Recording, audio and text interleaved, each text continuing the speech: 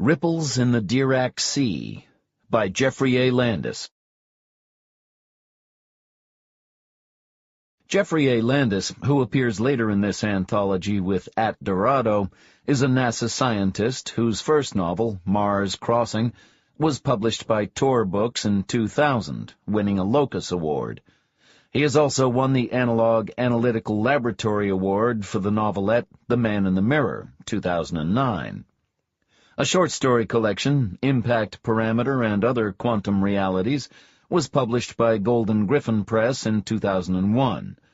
His 2010 novella, The Sultan of the Clouds, won the Sturgeon Award for Best Short Science Fiction Story.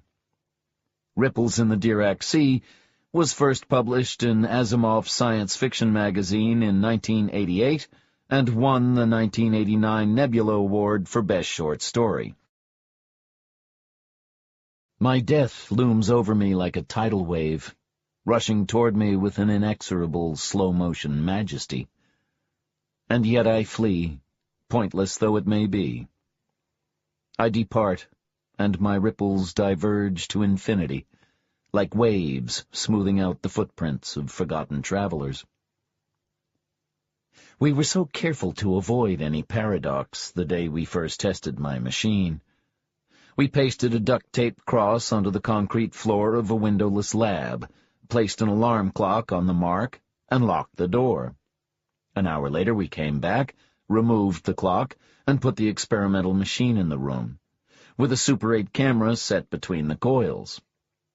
I aimed the camera at the X, and one of my grad students programmed the machine to send the camera back half an hour, stay in the past 5 minutes, then return. It left and returned without even a flicker. When we developed the film, the time on the clock was half an hour before we loaded the camera. We'd succeeded in opening the door into the past. We celebrated with coffee and champagne. Now that I know a lot more about time, I understand our mistake. That we had not thought to put a movie camera in the room with the clock to photograph the machine as it arrived from the future. But what is obvious to me now was not obvious then. I arrive, and the ripples converge to the instant now from the vastness of the infinite sea. To San Francisco, June 8, 1965. A warm breeze riffles across dandelion-speckled grass, while puffy white clouds form strange and wondrous shapes for our entertainment. Yet so very few people pause to enjoy it. They scurry about, diligently preoccupied, believing that if they act busy enough, they must be important. They hurry so, I say. Why can't they slow down, sit back, enjoy the day? They're trapped in the illusion of time, says Dancer. He lies on his back and blows a soap bubble, his hair flopping back long and brown, in a time when long hair meant anything below the ear. A puff of breeze takes the bubble down the hill and into the stream of pedestrians. They uniformly ignore it. They're caught in the belief that what they do is important to some future goal. The bubble pops against a briefcase, and Dancer blows another. You and I, we know how false an illusion that is. There is no past, no future. Only the now, eternal. He was right, more right than he could have imagined. Once I, too, was preoccupied and self-important. Once I was brilliant and ambitious. I was 28 years old, and I made the greatest discovery in the world. From my hiding place, I watched him come up the service elevator. He was thin, almost to the point of starvation, a nervous man with stringy blonde hair and an armless white T-shirt. He looked up and down the hall, but failed to see me hidden in the janitor's closet. Under each arm was a 2-gallon can of gasoline, in each hand another. He put down 3 of the cans and turned the last one upside down, then walked down the hall, spreading a pungent trail of gasoline. His face was blank. When he started on the second can, I figured it was about enough. As he passed my hiding spot, I walloped him over the head with a wrench and called hotel security. Then I went back to the closet and let the ripples of time converge. I arrived in a burning room, flames licking forth at me, the heat almost too much to bear. I gasped for breath, a mistake, and punched at the keypad. Notes on the theory and practice of time travel. 1. Travel is possible only into the past. 2. The object transported will return to exactly the time and place of departure. 3. It is not possible to bring objects from the past to the present. 4. Actions in the past cannot change the present. One time, I tried jumping back 100 million years, to the Cretaceous, to see dinosaurs. All the picture books show the landscape as being covered with dinosaurs. I spent 3 days wandering around a swamp in my new tweed suit before even catching a glimpse of any dinosaur larger than a basset hound. That one, a theropod of some sort, I don't know which, skittered away as soon as it caught a whiff of me. Quite a disappointment. My professor in transfinite math used to tell stories about a hotel that had an infinite number of rooms. One day all the rooms are full, and another guest arrives. "No problem," says the desk clerk. He moves the person in room 1 into room 2, and the person in room 2 into room 3, and so on. Presto, a vacant room. A little later, an infinite number of guests arrive. "No problem," says the dauntless desk clerk. He moves the person in room 1 into room 2, the person in room 2 into room 4, the person in room 3 into room 6, and so on. Presto, an infinite number of rooms vacant. My time machine works on just that principle. Again, I return to 1965, the fixed point, the strange attractor to my chaotic trajectory. In years of wandering, I've met countless people. But Daniel Ranian, dancer, was the only one who truly had his head together. He had a soft, easy smile, a battered second-hand guitar, and as much wisdom as it has taken me 100 lifetimes to learn. I've known him in good times and bad, in summer days with blue skies that we swore would last 1,000 years, in days of winter, blizzards with drifted snow piled high over our heads. In happier times we have laid roses into the barrels of rifles, we laid our bodies across the city streets in the midst of riots, and had not been hurt. And I have been with him when he died, once, twice, 100 times over. He died on February 8th, 1969, a month into the reign of King Richard the Trickster and his court fool Spyro, a year before Kent State and Altamont and the secret war in Cambodia slowly strangled the summer of dreams. He died, and there is, nothing I can do. The last time he died, I dragged him to a hospital where I screamed and ranted until finally I convinced them to admit him for observation, though nothing seemed wrong with him. With X-rays and arteriograms and radioactive tracers, they found the incipient bubble in his brain. They drugged him, shaved his beautiful long brown hair, and operated on him, cutting out the offending capillary and tying it off neatly. When the anesthetic wore off, I sat in the hospital room and held his hand. There were big purple blotches under his eyes. He gripped my hand and stared, silent, into space. Visiting hours or no, I didn't let them throw me out of the room. He just stared. In the gray hours just before dawn, he sighed softly and died. There was nothing at all that I could do. Time travel is subject to 2 constraints, conservation of energy and causality. The energy to appear in the past is only borrowed from the Diac sea, and since ripples in the Diac sea propagate in the negative direction, transport is only into the past. Energy is conserved in the present as long as the object transported returns with 0 time delay, and the principle of causality assures that actions in the past cannot change the present. For example, What if you went in the past and killed your father? Who, then, would invent the time machine? Once I tried to commit suicide by murdering my father before he met my mother 23 years before I was born. It changed nothing, of course, and even when I did it, I knew it would change nothing. But you have to try these things. How else could I know for sure? Next, we tried sending a rat back. It made the trip through the Diac Sea and back undamaged. Then we tried a trained rat, one we borrowed from the psychology lab across the green without telling them what we wanted it for. Before its little trip, it had been taught to run through a maze to get a piece of bacon. Afterwards, it ran the maze as fast as ever. We still had to try it on a human. I volunteered myself and didn't allow anyone to talk me out of it. By trying it on myself, I dodged the university regulations about experimenting on humans. The dive into the negative energy sea felt like nothing at all. One moment I stood in the center of the loop of Rensel's coils, watched by my 2 grad students and a technician. The next, I was alone, and the clock had jumped back exactly 1 hour. Alone, in a locked room, with nothing but a camera and a clock. That moment was the high point of my life.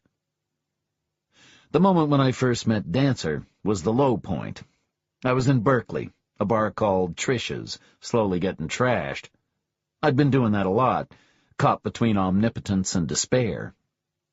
It was 1967. Frisco, then, it was the middle of the hippie era, seemed somehow appropriate. There was a girl sitting at a table with a group from the university. I walked over to her table and invited myself to sit down. I told her she didn't exist, that her whole world didn't exist. It was all created by the fact that I was watching, and would disappear back into the sea of unreality as soon as I stopped looking. Her name was Lisa, and she argued back. Her friends, bored, wandered off, and in a while Lisa realized just how drunk I was. She dropped a bill on the table and walked out into the foggy night. I followed her out. When she saw me following, she clutched her purse and bolted. He was suddenly there, under the streetlight. For a second I thought he was a girl. He had bright blue eyes and straight brown hair down to his shoulders. He wore an embroidered Indian shirt with a silver and turquoise medallion around his neck and a guitar slung across his back. He was lean, almost stringy, and moved like a dancer or a karate master. But it didn't occur to me to be afraid of him. He looked me over. "That won't solve your problem, you know," he said. And instantly I was ashamed. I was no longer sure exactly what I'd had in mind, or why I'd followed her. It had been years since I'd first fled my death, and I had come to think of others as unreal, since nothing I could do would permanently affect them. My head was spinning. I slid down the wall and sat down hard on the sidewalk. What had I come to? He helped me back into the bar, fed me orange juice and pretzels, and got me to talk. I told him everything. Why not, since I could unsay anything I said, undo anything I did? But I had no urge to. He listened to it all, saying nothing. No one else had ever listened to the whole story before. I can't explain the effect it had on me. For uncountable years I'd been alone. And then, if only for a moment, it hit me with the intensity of a tab of acid. If only for a moment, I was not alone. We left arm in arm. Half a block away, Dancer stopped in front of the alley. It was dark. Something not quite right here. His voice had a puzzled tone. I pulled him back. "Hold on. You don't want to go down there." He pulled free and walked in. After a slight hesitation, I followed. The alley smelled of old beer, mixed with garbage, urine, and stale vomit. In a moment, my eyes became adjusted to the dark. Lisa was cringing in a corner behind some trash cans. Her clothes had been cut away with a knife and lay scattered around. Blood showed dark on her thighs and one arm. She didn't seem to see us. Dancer squatted down next to her and said something soft. She didn't respond. He pulled off his shirt and wrapped it around her, then cradled her in his arms and picked her up. "Help me get her to my apartment." "Apartment? Hell, we'd better call the police," I said. "Call the pigs? Are you crazy? You want them to rape her too?" I'd forgotten. This was the 60s. Between the two of us, we got her to Dancer's VW Bug and took her to his apartment in the Hashbury. He explained it to me quietly as we drove, a dark side of the summer of love that I'd not seen before. It was greasers, he said. They come down to Berkeley because they heard that hippie chicks gave it away free and get nasty when they meet one who thought otherwise. Her wounds were mostly superficial. Dancer cleaned her, put her in bed, and stayed up all night beside her, talking and crooning and making little reassuring noises. I slept on one of the mattresses in the hall. When I woke up in the morning, they were both in his bed. She was sleeping quietly. Dancer was awake, holding her. I was aware enough to realize that that was all he was doing, holding her. But still I felt a sharp pang of jealousy, and didn't know which one of them it was that I was jealous of. Notes for a lecture on time travel. The beginning of the 20th century was a time of intellectual giants, whose likes will perhaps never again be equaled. Einstein had just invented relativity, Heisenberg and Schrödinger quantum mechanics. But nobody yet knew how to make the two theories consistent with each other. In 1930, a new person tackled the problem. His name was Paul Diac. He was 28 years old. He succeeded where the others had failed. His theory was an unprecedented success, except for one small detail. According to Diac's theory, a particle could have either positive or negative energy. What did this mean, a particle of negative energy? How could something have negative energy? And why don't ordinary, positive energy particles fall down into these negative energy states, releasing a lot of free energy in the process? You or I might have merely stipulated that it was impossible for an ordinary positive energy particle to make a transition to negative energy. But Diac was not an ordinary man. He was a genius, the greatest physicist of all, and he had an answer. If every possible negative energy state was already occupied, a particle couldn't drop into a negative energy state. Aha! So Diac postulated that the entire universe is entirely filled with negative energy particles. They surround us, permeate us, in the vacuum of outer space and in the center of the Earth, every possible place a particle could be.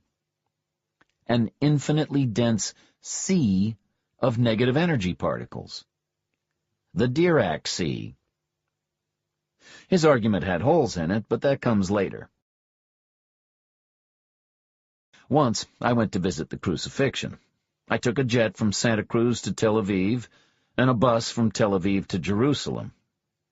On a hill outside the city, I dove through the Diac Sea. I arrived in my three-piece suit. No way to help that, unless I wanted to travel naked. The land was surprisingly green and fertile, more so than I'd expected. The hill was now a farm, covered with grape arbors and olive trees. I hid the coils behind some rocks and walked down to the road. I didn't get far. 5 minutes on the road, I ran into a group of people. They had dark hair, dark skin, and wore clean white tunics. Romans, Jews, Egyptians, how could I tell? They spoke to me, but I couldn't understand a word. After a while, 2 of them held me while a third searched me. Were they robbers, searching for money? Romans, searching for some kind of identity papers? I realized how naive I'd been to think I could just find appropriate dress and somehow blend in with the crowds. Finding nothing, the one who'd done the search carefully and methodically beat me up. At last he pushed me face down in the dirt. While the other two held me down, he pulled out a dagger and slashed through the tendons on the back of each leg. They were merciful, I guess. They left me with my life. Laughing and talking incomprehensibly among themselves, they walked away. My legs were useless. One of my arms was broken. It took me 4 hours to crawl back up the hill, dragging myself with my good arm. Occasionally people would pass by on the road, studiously ignoring me. Once I reached the hiding place, pulling out the Rensel's coils and wrapping them around me was pure agony. By the time I entered return on the keypad, I was wavering in and out of consciousness. I finally managed to get it entered. From the Diac Sea, the ripples converged, and I was in my hotel room in Santa Cruz. The ceiling had started to fall in where the girders had burned through. Fire alarms shrieked and wailed, but there was no place to run. The room was filled with a dense, acrid smoke. Trying not to breathe, I punched out a code on the keypad, somewhen, anywhen other than that one instant, and I was in the hotel room 5 days before. I gasped for breath. The woman in the hotel bed shrieked and tried to pull the covers up. The man screwing her was too busy to pay any mind. They weren't real anyway. I ignored them and paid a little more attention to where to go next. Back to 65, I figured. I punched in the combo and was standing in an empty room on the 30th floor of a hotel just under construction. A full moon gleamed on the silhouettes of silent construction cranes. I flexed my legs experimentally. Already the memory of the pain was beginning to fade. That was reasonable, because it had never happened. Time travel. It's not immortality, but it's got to be the next best thing. You can't change the past, no matter how you try. In the morning, I explored Dancer's pad. It was crazy. A small third-floor apartment to block off Haight-Ashbury that had been converted into something from another planet. The floor of the apartment had been completely covered with old mattresses, on top of which was a jumbled confusion of quilts, pillows, Indian blankets, stuffed animals. You took off your shoes before coming in. Dancer always wore sandals, leather ones from Mexico with soles cut from old tires. The radiators, which didn't work anyway, were spray-painted in day-glow colors. The walls were plastered with posters, Peter Max prints, brightly colored Eschers, poems by Allen Ginsberg, record album covers, peace rally posters, a hate is love sign, FBI 10 Most Wanted posters torn down from a post office with photos of famous anti-war activists circled in blue magic marker, a huge peace symbol in passion pink. Some of the posters were illuminated with black light and luminesced in impossible colors. The air was musty with incense and the banana-sweet smell of dope. In one corner, a record player played Sgt. Pepper's Lonely Hearts Club Band on infinite repeat. Whenever one copy of the album got too scratchy, inevitably one of Dancer's friends would bring in another. He never locked the door. Somebody wants to rip me off, well, hey, they probably need it more than I do anyway, okay? It's cool. People drop by any time of day or night. I let my hair grow long. Dancer and Lisa and I spent that summer together, laughing, playing guitar, making love, writing silly poems and sillier songs, experimenting with drugs. That was when LSD was blooming onto the scene like sunflowers, when people were still unafraid of the strange and beautiful world on the other side of reality. That was a time to live. I knew that it was Dancer that Lisa truly loved, not me, but in those days, free love was in the air like the scent of poppies, and it didn't matter.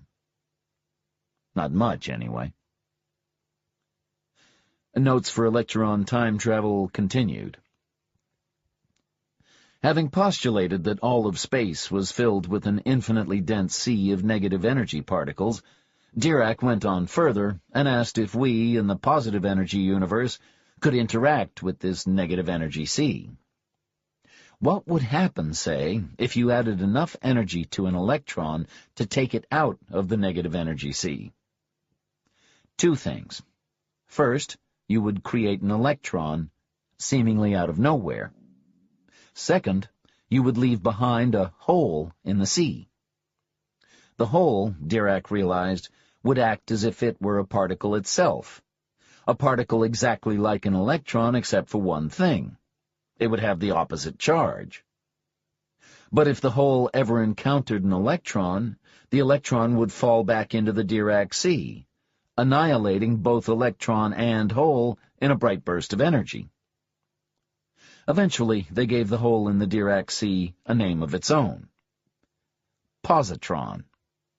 When Anderson discovered the positron 2 years later to vindicate Diac's theory, it was almost an anticlimax. And over the next 50 years, the reality of the Diac sea was almost ignored by physicists. Antimatter, the holes in the sea, was the important feature of the theory. The rest was merely a mathematical artifact. 70 years later, I remembered the story my transfinite math teacher told and put it together with Diac's theory. Like putting an extra guest into a hotel with an infinite number of rooms, I figured out how to borrow energy from the Diac sea. Or, to put it another way, I learned how to make waves. And waves on the Diac sea travel backward in time. Next, we had to try something more ambitious. We had to send a human back farther into history and obtain proof of the trip.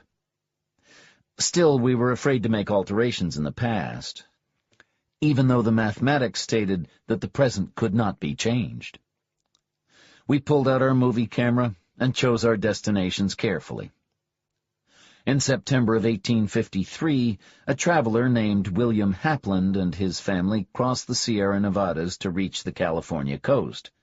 His daughter Sarah kept a journal, and in it she recorded how, as they reached the crest of Parker's Ridge, she caught her first glimpse of the distant Pacific Ocean exactly as the sun touched the horizon. In a blaze of crimson glory, as she wrote. The journal still exists. It was easy enough for us to conceal ourselves in a movie camera in a cleft of rocks above the pass, to photograph the weary travelers in their ox-drawn wagon as they crossed. The second target was the Great San Francisco earthquake of 1906. From a deserted warehouse that would survive the quake, but not the following fire, we watched and took movies as buildings tumbled down around us, and embattled firemen and horse-drawn fire trucks strove in vain to quench 100 blazes. Moments before the fire reached our building, we fled into the present. The films were spectacular. We were ready to tell the world. There was a meeting of the AAAS in Santa Cruz in a month. I called the program chairman and wangled a spot as an invited speaker without revealing just what we'd accomplished to date. I planned to show those films at the talk. They were to make us instantly famous. The day that Dancer died, we had a going-away party. Just Lisa and Dancer and I. He knew he was going to die. I'd told him, and somehow he believed me. He always believed me. We stayed up all night, playing Dancer's second-hand mandolin, painting psychedelic designs on each other's bodies with grease paint, competing against each other in a marathon game of cutthroat Monopoly, doing 100 silly, ordinary things that took meaning only from the fact that it was the last time. About 4 in the morning, as the glimmer of false dawn began to show in the sky, we went down to the bay, and huddling together for warmth, went tripping. The last thing he said, he told us not to let our dreams die, to stay together. We buried Dancer at city expense in a welfare grave. We split up 3 days later. I kept in touch with Lisa, vaguely. In the late 70s, she went back to school, first for an MBA, then law school. I think she was married for a while. We wrote each other cards at Christmas for a while, then I lost track of her. Years later, I got a letter from her. She said that she was finally able to forgive me for causing Dan's death. It was a cold and foggy February day, but I knew I could find warmth in 1965. The ripples converged. Anticipated questions from the audience. Question, old stodgy professor. It seems to me this proposed temporal jump of yours violates the law of conservation of mass energy. For example, when a transported object is transported into the past, a quantity of mass will appear to vanish from the present, in clear violation of the conservation law. Answer, me. Since the return is to the exact time of departure, the mass present is constant. Question. Very well, but what about the arrival in the past? Doesn't this violate the conservation law? Answer. No. The energy needed is taken from the Diac sea by the mechanism I explain in detail in the Phys Rev paper. When the object returns to the future, the energy is restored to the sea. Question. Intense young physicist. Then doesn't Heisenberg uncertainty limit the amount of time that can be spent in the past? Answer. A good question. The answer is yes. But because we borrow an infinitesimal amount of energy from an infinite number of particles, the amount of time spent in the past can be arbitrarily large. The only limitation is that you must leave the past an instant before you depart from the present. In half an hour, I was scheduled to present the paper that would rank my name with Newton's and Galileo's, and Diac's. I was 28 years old, the same age that Diac was when he announced his theory. I was a firebrand, preparing to set the world aflame. I was nervous, rehearsing the speech in my hotel room. I took a swig out of an old Coke that one of my grad students had left sitting on top of the television. The evening news was babbling on, but I wasn't listening. I never delivered that talk. The hotel had already started to burn. My death was already foreordained. Tie neat, I inspected myself in the mirror, then walked to the door. The doorknob was warm. I opened it onto a sheet of fire. Flame burst through the open door like a ravening dragon. I stumbled backward, staring at the flames in amazed fascination. Somewhere in the hotel I heard a scream, and all at once I broke free of my spell. I was on the 30th story. There was no way out. My thought was for my machine. I rushed across the room and threw open the case holding the time machine. With swift, sure fingers I pulled out the Rensel's coils and wrapped them around my body. The carpet had caught on fire, a sheet of flame between me and any possible escape. Holding my breath to avoid suffocation, I punched an entry into the keyboard and dove into time. I returned to that moment again and again. When I hit the final key, the air was already nearly unbreathable with smoke. I had about 30 seconds left to live.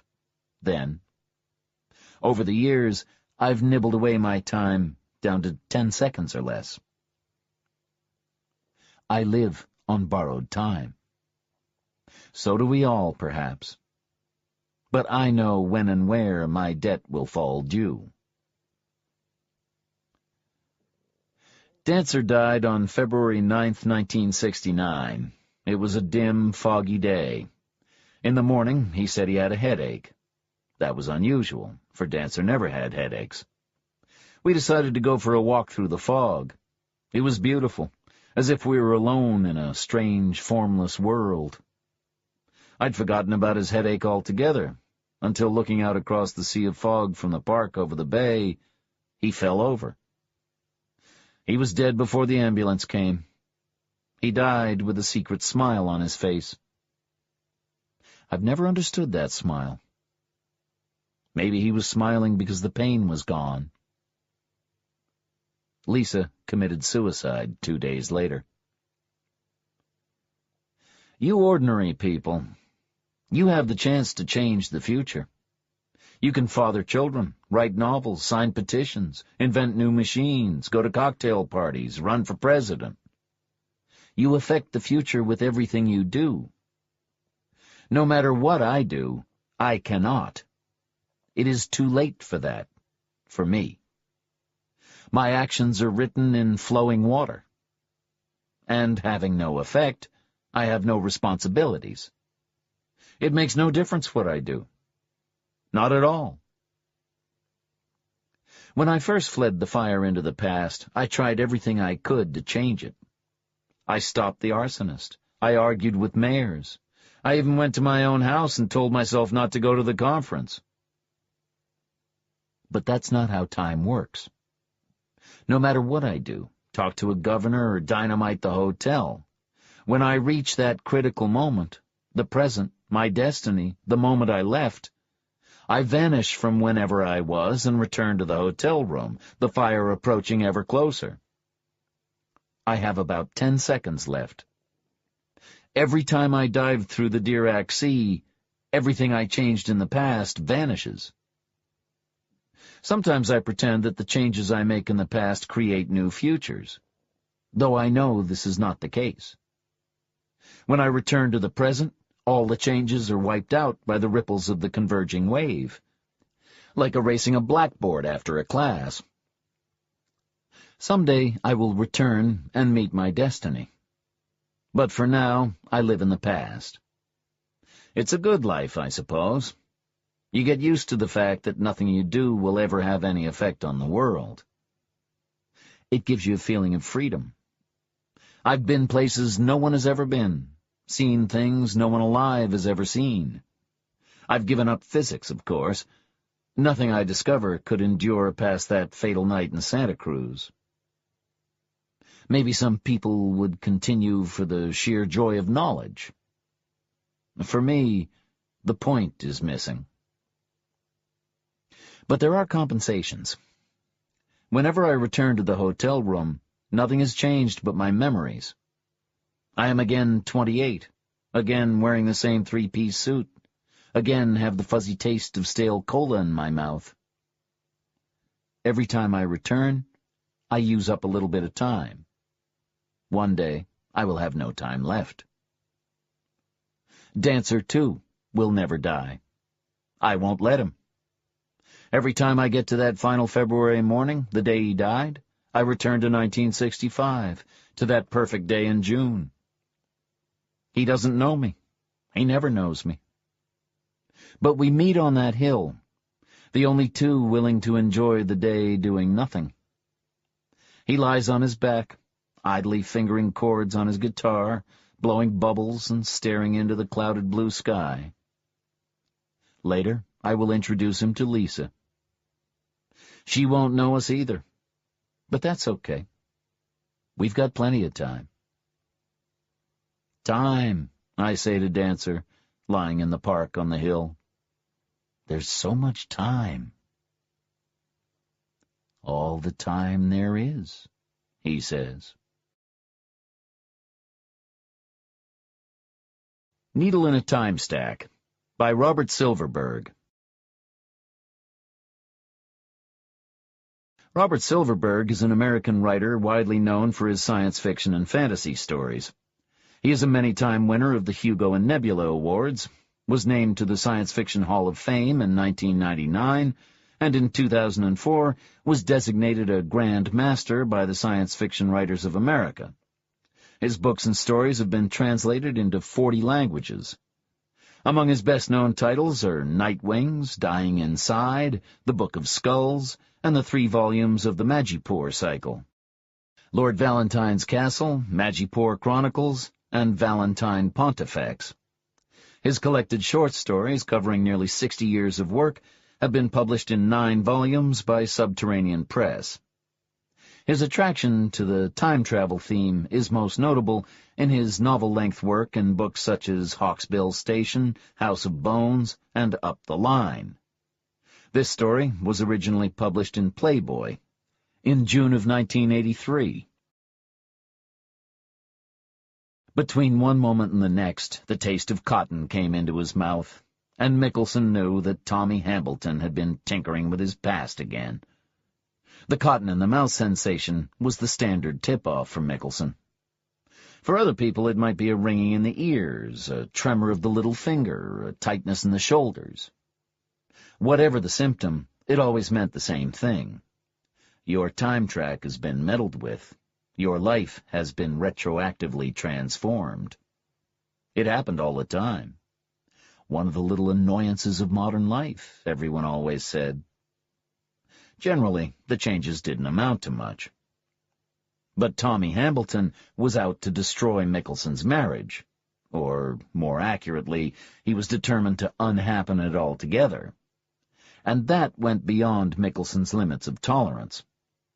In something close to panic, he phoned home to find out if he still had Janine. Her lovely features blossomed on the screen. Glossy dark hair, elegant cheekbones, cool, sardonic eyes.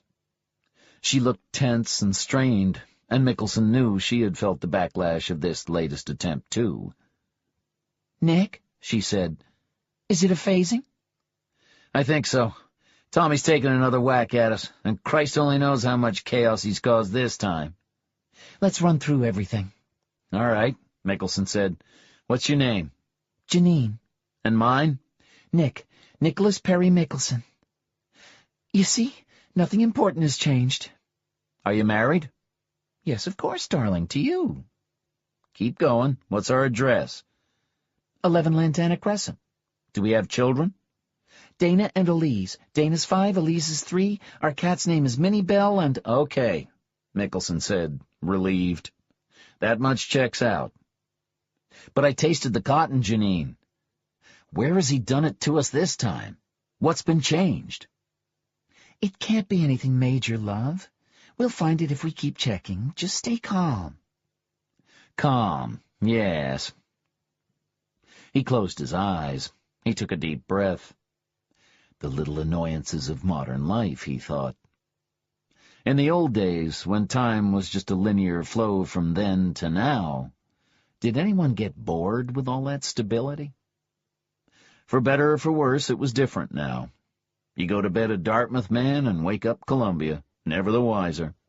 You board a plane that blows up over Cyprus, but then your insurance agent goes back and gets you to miss the flight. In the new fluid way of life, there was always a second chance, a third, a fourth, now that the past was open to anyone with the price of a ticket. But what good is any of that, Mickelson wondered, if Tommy Hambleton can use it to disappear me and marry Janine again himself? They punched for readouts and checked all their vital data against what they remembered. When your past is altered through time phasing, all records of your life are automatically altered too, of course. But there's a period of 2 or 3 hours when memories of your previous existence still linger in your brain, like the phantom twitches of an amputated limb. They checked the date of Mickelson's birth, parents' names, his 9 genetic coordinates, his educational record. Everything seemed right.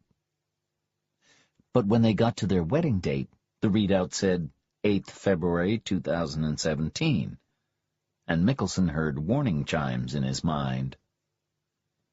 "I remember a summer wedding," he said. "Outdoors in Dan Levy's garden. The hills all dry and brown the 24th of August. "So do I, Nick. The hills wouldn't have been brown in February. But I can see it, that hot, dusty day."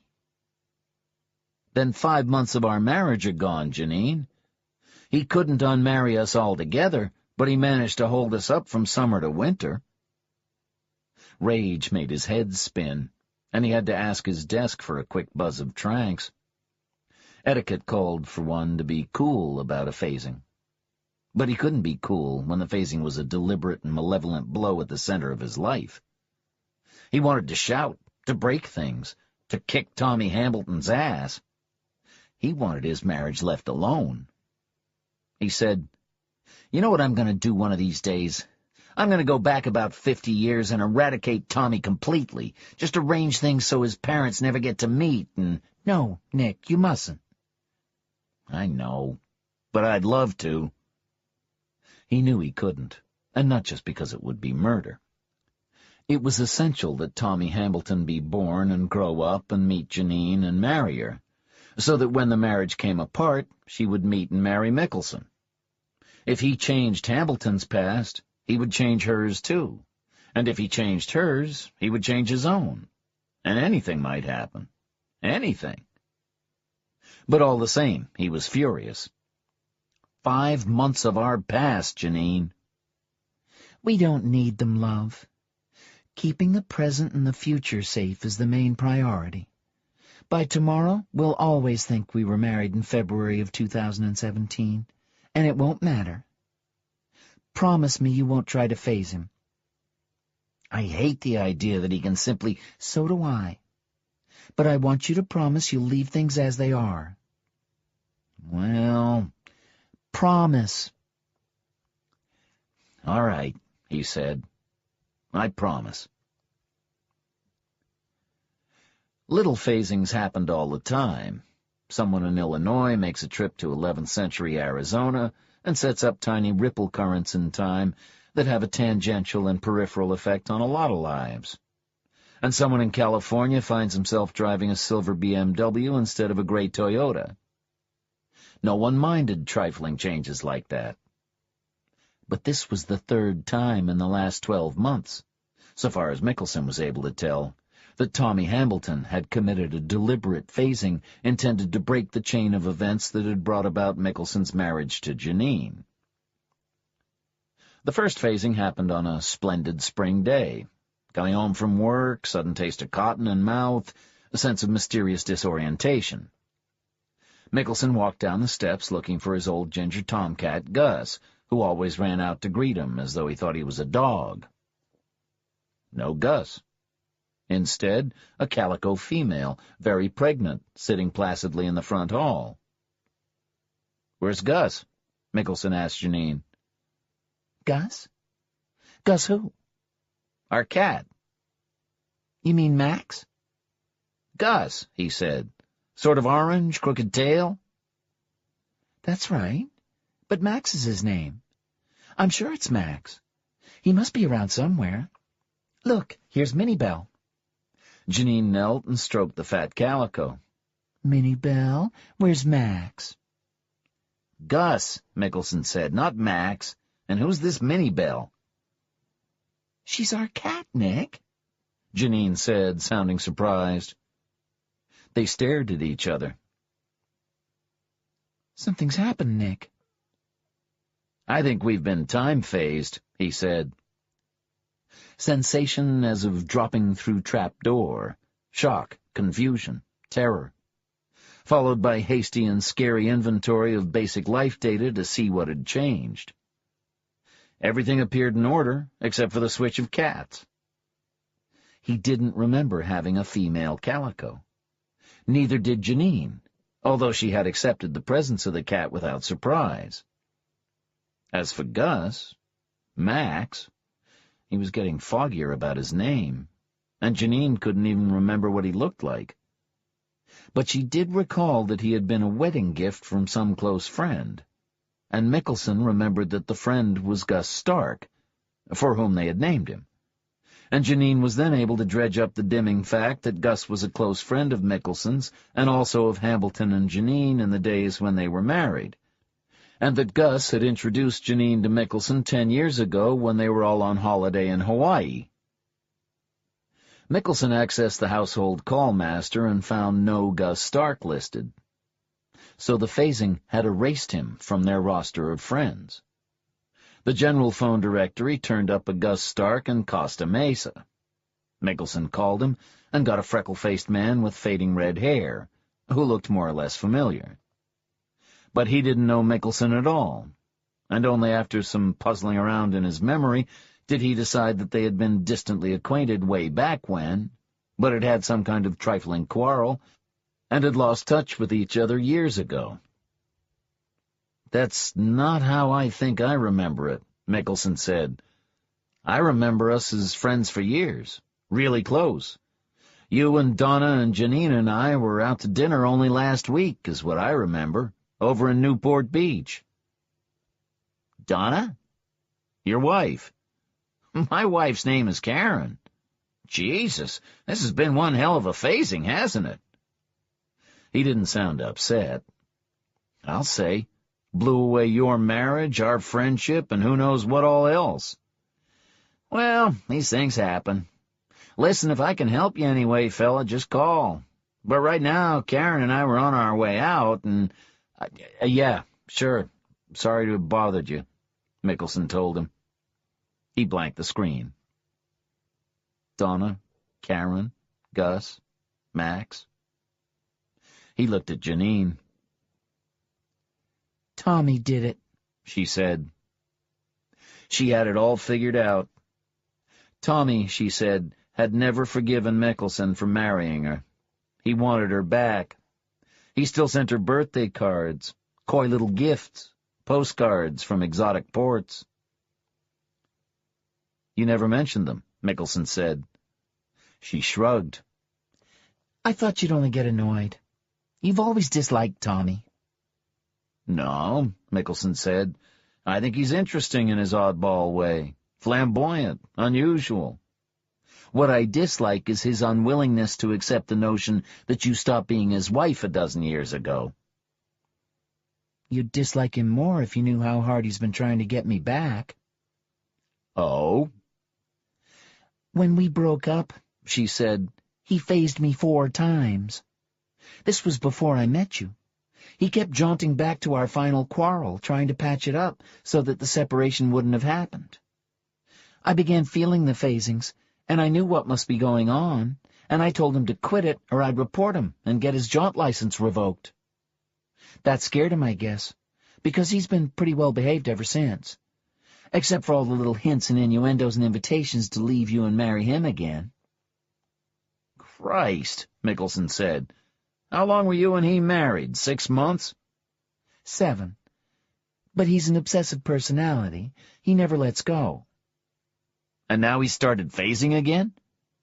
That's my guess. He's probably decided that you're the obstacle, that I really do still love you, that I want to spend the rest of my life with you. So he needs to make us unmeet. He's taken his first shot by somehow engineering a breach between you and your friend Gus a dozen years back. A breach so severe that you never really became friends, and Gus never fixed you up with me.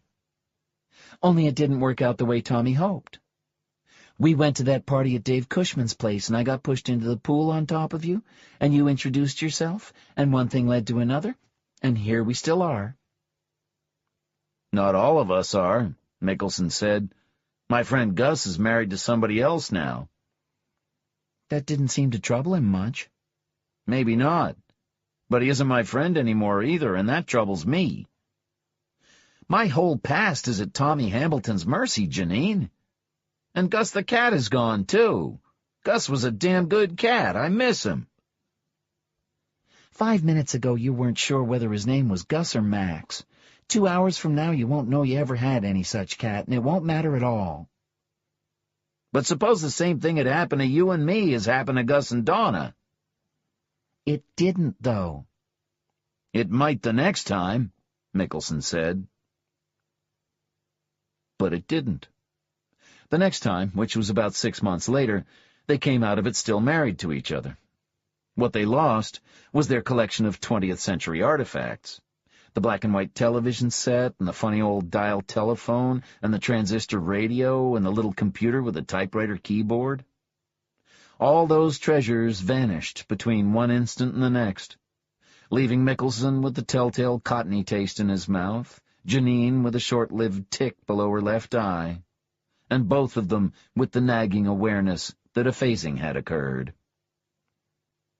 At once they did what they could to see where the alteration had been made.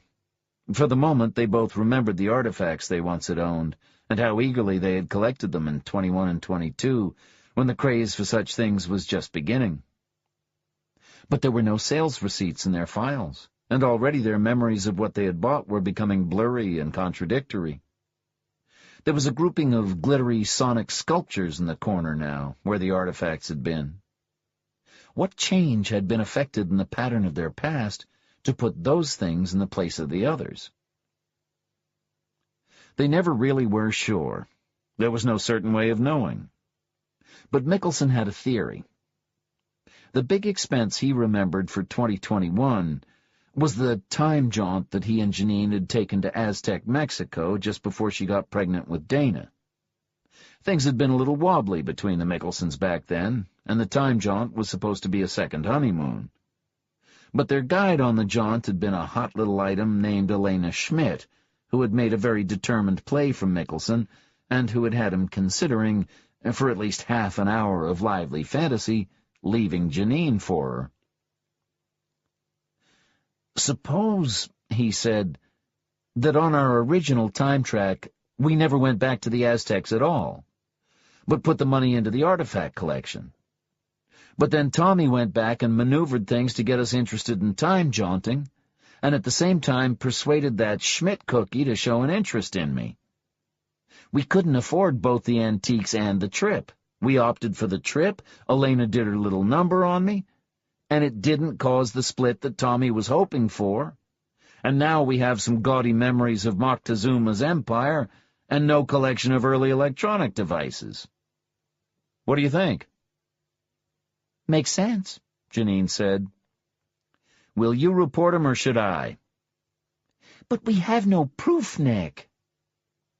He frowned. Proving a charge of time crime, he knew, was almost impossible, and risky besides. The very act of investigating the alleged crime could cause an even worse phase shift and scramble their pasts beyond repair. To enter the past is like poking a baseball bat into a spider web. It can't be done subtly or delicately. "Do we just sit and wait for Tommy to figure out a way to get rid of me that really works?" Mickelson asked. "We can't just confront him with suspicions, Nick." "You did it once." "Long ago. The risks are greater now. We have more past to lose. What if he's not responsible? What if he gets scared of being blamed for something that's just coincidence, and really sets out to phase us? He's so damned volatile, so unstable. If he feels threatened, he's likely to do anything. He could wreck our lives entirely." "If he feels threatened, what about—" "Please, Nick. I've got a hunch Tommy won't try it again. He's had 2 shots and they both failed. He'll quit it now, I'm sure he will." Grudgingly, Mickelson yielded, and after a time he stopped worrying about a third phasing. Over the next few weeks, other effects of the second phasing kept turning up, the way losses gradually make themselves known after a burglary. The same thing had happened after the first one. A serious attempt at altering the past could never have just one consequence. There was always a host of trivial or not-so-trivial secondary shifts, a ramifying web of transformations reaching out into any number of other lives. New chains of associations were formed in the Mickelsons' lives as a result of the erasure of their plan to collect electronic artifacts and the substitution of a trip to pre-Columbian Mexico. People they had met on that trip now were good friends, with whom they exchanged gifts, spent other holidays, shared the burdens and joys of parenthood. A certain hollowness at first marked all those newly engrafted old friendships, making them seem curiously insubstantial and marked by odd inconsistencies. But after a time, everything felt real again. Everything appeared to fit. Then the third phasing happened, the one that pushed the beginning of their marriage from August to the following February, and did 6 or 7 other troublesome little things, as they shortly discovered, to the contours of their existence. "I'm going to talk to him," Mickelson said. "Nick, don't do anything foolish." "I don't intend to, but he's got to be made to see that this can't go on." "Remember that he can be dangerous if he's forced into a corner," Janine said. "Don't threaten him. Don't push him." "I'll tickle him," Mickelson said. He met Hambleton for drinks at the top of the marina, Hambleton's favorite pub, swiveling at the end of a jointed stalk 1,000 feet long rising from the harbor at Balboa Lagoon. Hambleton was there when Mickelson came in, a small, sleek man, 6 inches shorter than Mickelson, with a slick, confident manner. He was the richest man Mickelson knew, gliding through life on one of the big microprocessor fortunes of 2 generations back, and that in itself made him faintly menacing, as though he might try simply to buy back one of these days the wife he had loved and lost a dozen years ago, when all of them had been so very young. Hambleton's overriding passion, Michelson knew, was time travel. He was an inveterate jaunter, a compulsive jaunter, in fact, with that faintly hyperthyroid, goggle-eyed look that frequent travelers get. He was always either just back from a jaunt or getting his affairs in order for his next one. It was as though the only use he had for the humdrum real-time event horizon was to serve as his springboard into the past. That was odd. What was odder still was where he jaunted. Michelson could understand people who went zooming off to watch the Battle of Waterloo or shot a bundle on a first-hand view of the sack of Rome. If he had anything like Hambleton's money, that was what he would do. But according to Janine, Hambleton was forever going back 7 weeks in time, or maybe to last Christmas, or occasionally to his 11th birthday party. Time travel as tourism held no interest for him. Let others roam the ferny glades of the Mesozoic. He spent fortunes doubling back along his own time track, and never went anywhen other. The purpose of Tommy Hambleton's time travel, it seemed, was to edit his past to make his life more perfect. He went back to eliminate every little contretemps and faux pas, to recover fumbles, to take advantage of the new opportunities that hindsight provides, to retouch, to correct, to emend. To Michelson, that was crazy, but also somehow charming. Hambleton was nothing if not charming, and Michelson admired anyone who could invent his own new species of obsessive behavior, instead of going in for the standard hand-washing routines or stamp collecting or sitting with your back to the wall in restaurants. The moment Michelson arrived, Hambleton punched the auto bar for cocktails and said, "Splendid to see you, Michelson. How's the elegant Janine?" Elegant. What a lucky man you are. The one great mistake of my life was letting that woman slip through my grasp. For which I remain forever grateful, Tommy. I've been working hard lately to hang on to her, too. Hamilton's eyes widened. Yes? Are you two having problems? Not with each other. Time track troubles. You know, we were caught in a couple of phasings last year. Pretty serious ones. Now there's been another one. We lost 5 months of our marriage.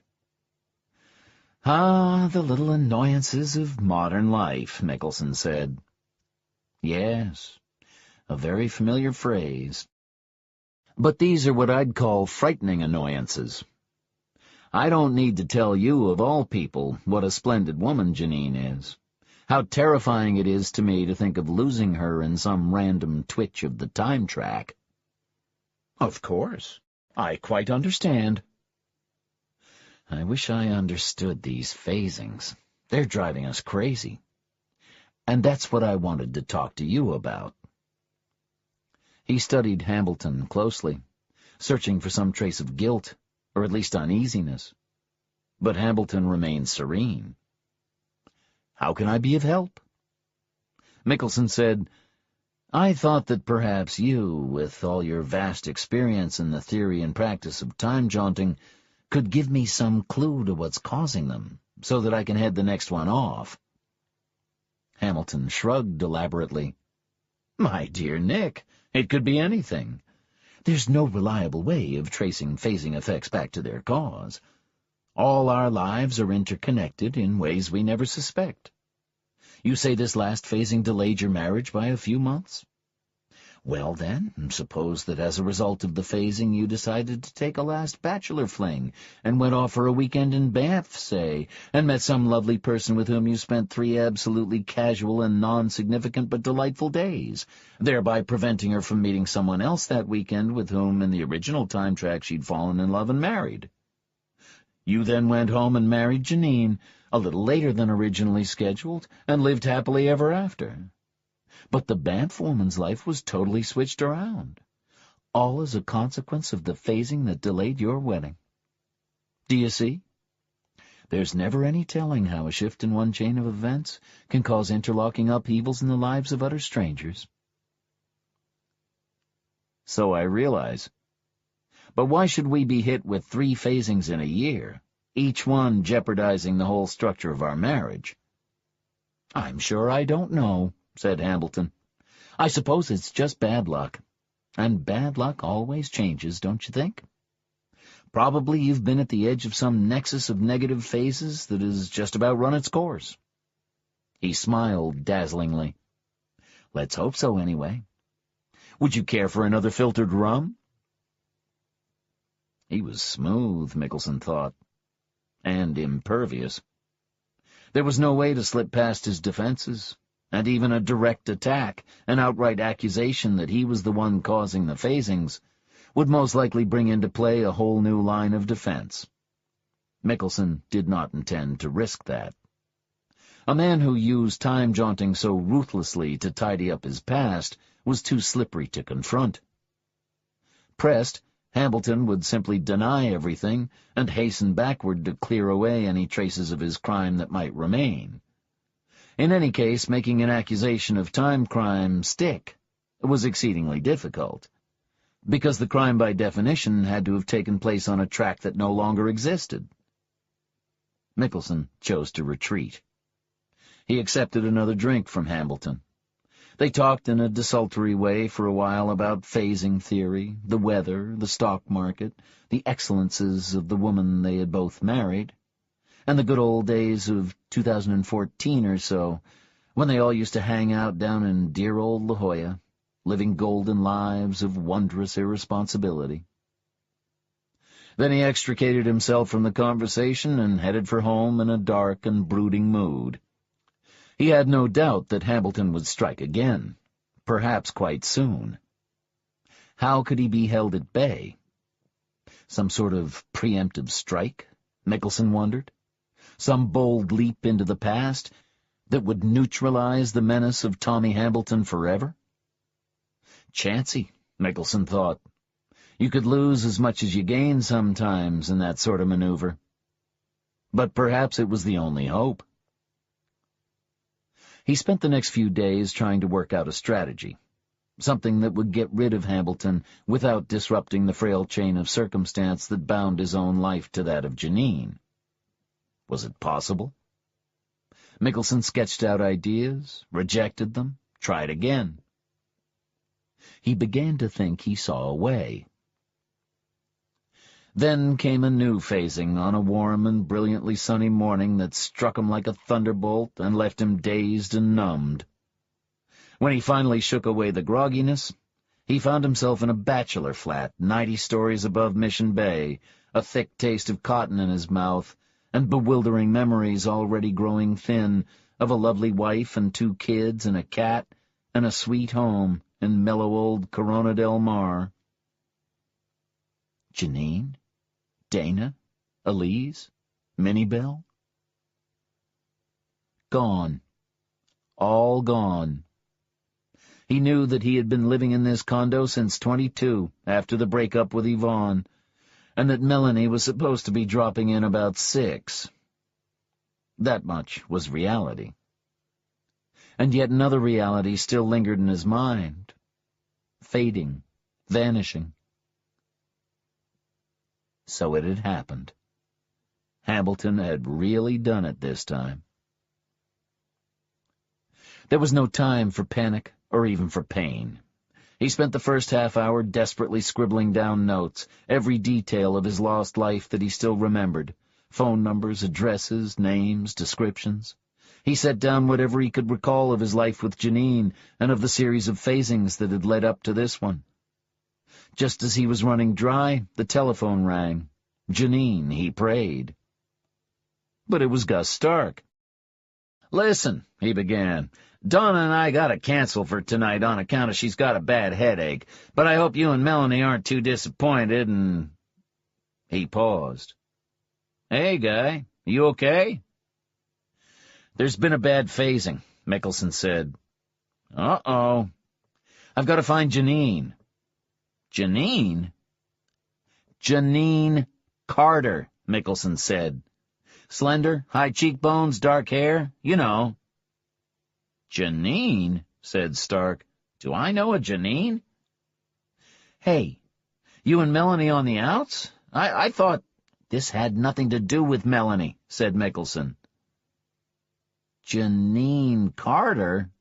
Gus grinned. You mean Tommy Hambleton's girl? The little rich guy who was part of the La Jolla crowd 10, 12 years back when... That's the one. Where do you think I'd find her now? Married Hambleton, I think. Moved to the Riviera, unless I'm mistaken. Look, about tonight, Nick. Screw tonight, Mickelson said. Get off the phone. I'll talk to you later. He broke the circuit and put the phone into search mode. All directories worldwide. Thomas and Janine Hambleton. While he waited, the shock and anguish of loss began at last to get to him, and he started to sweat. His hands shook, his heart raced in double time. I won't find her, he thought. He's got her hidden behind 7 layers of privacy networks, and it's crazy to think the phone number is listed, for Christ's sake, and... The telephone. He hit the button. Janine calling, this time. She looked stunned and disoriented, as though she were working hard to keep her eyes in focus. Nick? She said faintly. Oh, God, Nick, it's you, isn't it? Where are you? A villa outside Nice. In Cap d'Antibes, actually. Oh, Nick. The kids. They're gone, aren't they? Dana? Elise? They never were born, isn't that so? I'm afraid it is. He really nailed us this time. I can still remember, just as though they were real. As though we spent 10 years together. Oh, Nick. Tell me how to find you. I'll be on the next plane out of San Diego. She was silent a moment. No. No, Nick. What's the use? We aren't the same people we were when we were married. An hour or two more, and we'll forget we ever were together. Janine. We've got no past left, Nick. And no future. Let me come to you. I'm Tommy's wife. My past's with him. Oh, Nick, I'm so sorry. So awfully sorry. I can still remember, a little, how it was with us. The fun, the running along the beach, the kids, the little fat calico cat. But it's all gone, isn't it? I've got my life here, you've got yours. I just wanted to tell you... We can try to put it back together. You don't love Tommy. You and I belong with each other. He's a lot different, Nick. He's not the man you remember from the La Jolla days. Kinder, more considerate, more of a human being, you know? It's been 10 years after all. Mickelson closed his eyes and gripped the edge of the couch to keep from falling. It's been 2 hours, he said. Tommy phased us. He just tore up our life, and we can't ever have that part of it back, but we can still salvage something, Janine. We can rebuild, if you'll just get the hell out of that villa and... I'm sorry, Nick. Her voice was tender, throaty, distant, almost unfamiliar. Oh, God, Nick, it's such a mess. I loved you so. I'm sorry, Nick. I'm so sorry. The screen went blank. Mickelson had not time-jaunted in years, not since the Aztec trip, and he was amazed at what it cost now. But he was carrying the usual credit cards, and evidently his credit lines were okay, because they approved his application in 5 minutes. He told them where he wanted to go and how he wanted to look, and for another few hundred the makeup man worked him over, taking that dusting of early gray out of his hair and smoothing the lines from his face and spraying him with the good old Southern California tan that you tend to lose when you're in your late 30s and spending more time in your office than on the beach. He looked at least 8 years younger, close enough to pass. As long as he took care to keep from running into his own younger self while he was back there, there should be no problems. He stepped into the cubicle, and sweet-scented fog enshrouded him. And when he stepped out again, it was a mild December day in the year 2012, with a faint hint of rain in the northern sky. Only 14 years back, and yet the world looked prehistoric to him. The clothing and the haircuts and the cars all wrong, the buildings heavy and clumsy, the advertisements floating overhead offering archaic and absurd products and blaring gaudy colors. Odd that the world of 2012 had not looked so crude to him the first time he'd lived through it. But then the present never looks crude, he thought, except through the eyes of the future. He enjoyed the strangeness of it. It told him that he had really gone backward in time. It was like walking into an old movie. He felt very calm. All the pain was behind him now. He remembered nothing of the life that he had lost, only that it was important for him to take certain countermeasures against the man who had stolen something precious from him. He rented a car and drove quickly up to La Jolla. As he expected, everybody was at the beach club except for young Nick Mickelson, who was back in Palm Beach with his parents. Mickelson had put this jaunt together quickly, but not without careful planning. They were all amazed to see him. Gus, Dan, Leo, Christy, Sal, the whole crowd. How young they looked. Kids, just kids, barely into their 20s. All that hair, all that baby fat. He had never before realized how young you were when you were young. "Hey," Gus said, "I thought you were in Florida." Someone handed him a popper. Someone slipped a capsule to his ear, and raucous overload music began to pound against his cheekbone. He made the rounds, grinning, hugging, explaining that Palm Beach had been a bore, that he had come back early to be with the gang. "Where's Yvonne?" he asked. "She'll be here in a little while," Christy said. Tommy Hambleton walked in 5 minutes after Mickelson.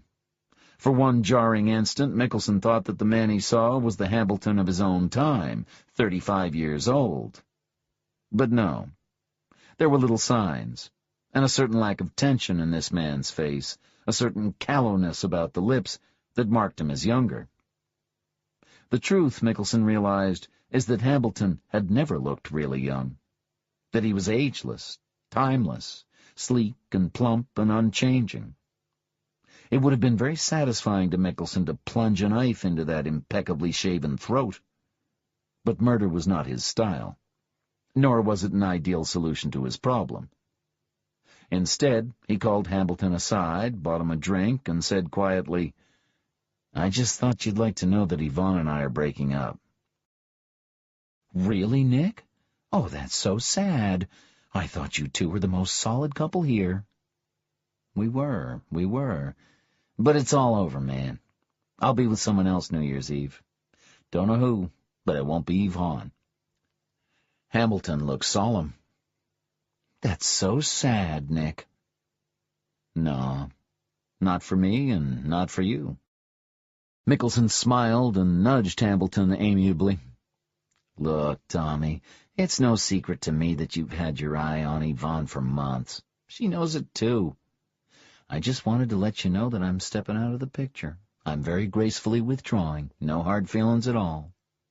And if she asks my advice, I'll tell her that you're absolutely the best man she could find. I mean it, Tommy." "Well, that's very decent of you, old fellow. That's extraordinary." "I want her to be happy," Mickelson said. Yvonne showed up just as night was falling.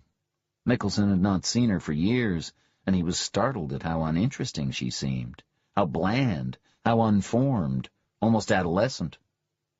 Of course, she was very pretty, close-cropped blonde hair, merry greenish-blue eyes, pert little nose.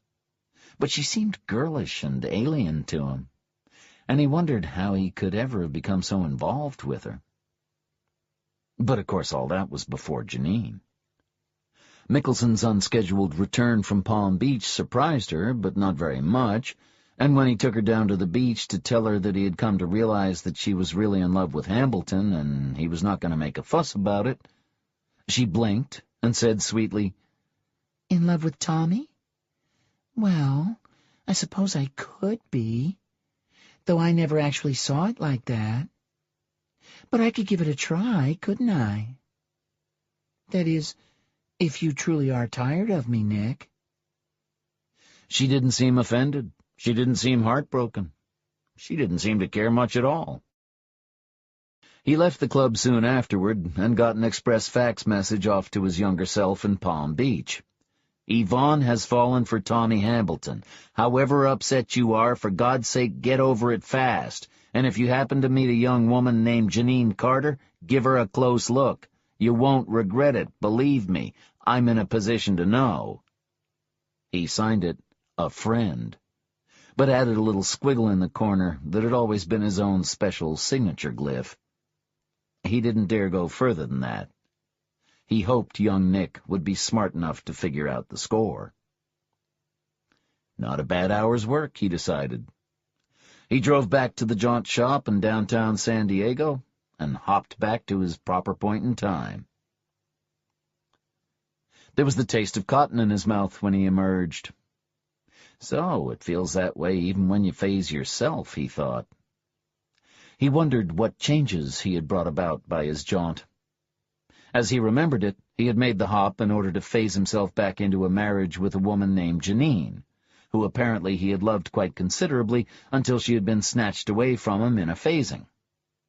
Evidently the unphasing had not happened, because he knew he was still unmarried, with 3 or 4 regular companions.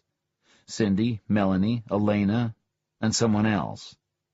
And none of them was named Janine. Paula, yes, that was the other one. Yet he was carrying a note, already starting to fade, that said, "You won't remember any of this, but you were married in 2016 or 17 to the former Janine Carter, Tommy Hambleton's ex-wife, and however much you may like your present life, you were a lot better off when you were with her." Maybe so, Mickelson thought. God knows he was getting weary of the bachelor life. And now that Gus and Donna were making it legal, he was the only singleton left in the whole crowd. That was a little awkward. But he hadn't ever met anyone he genuinely wanted to spend the rest of his life with, or even as much as a year with. So he had been married, had he, before the phasing? Janine.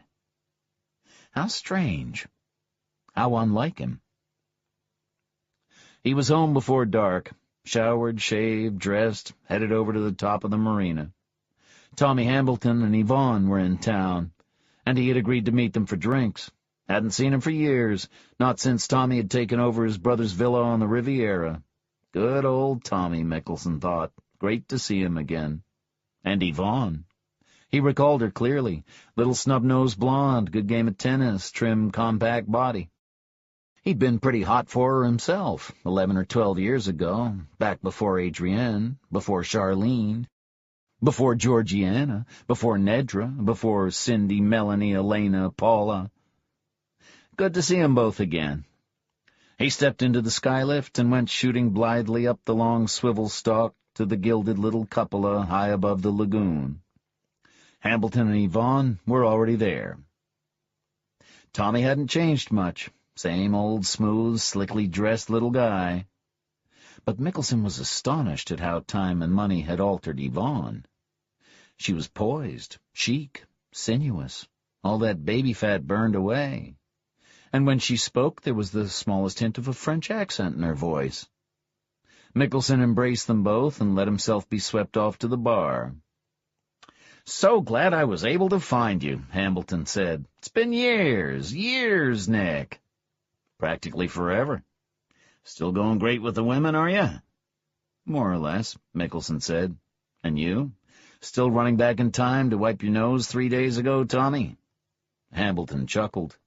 "Oh, I don't do much of that anymore.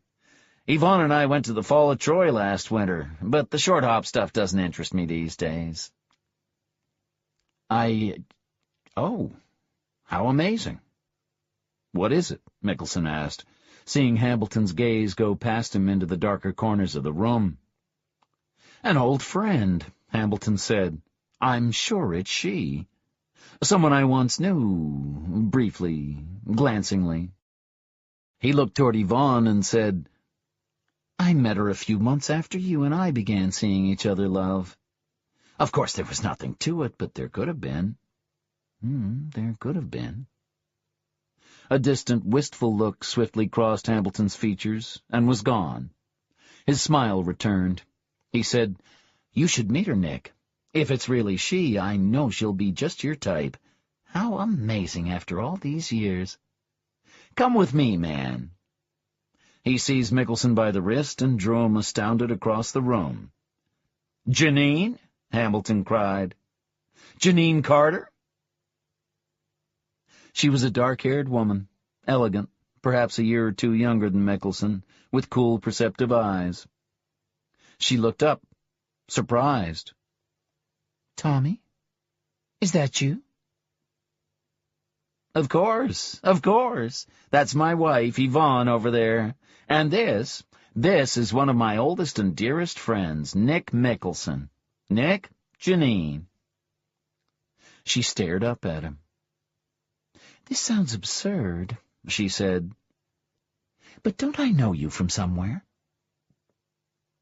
Mickelson felt a warm flood of mysterious energy surging through him as their eyes met. It's a long story, he said. Let's have a drink, and I'll tell you all about it.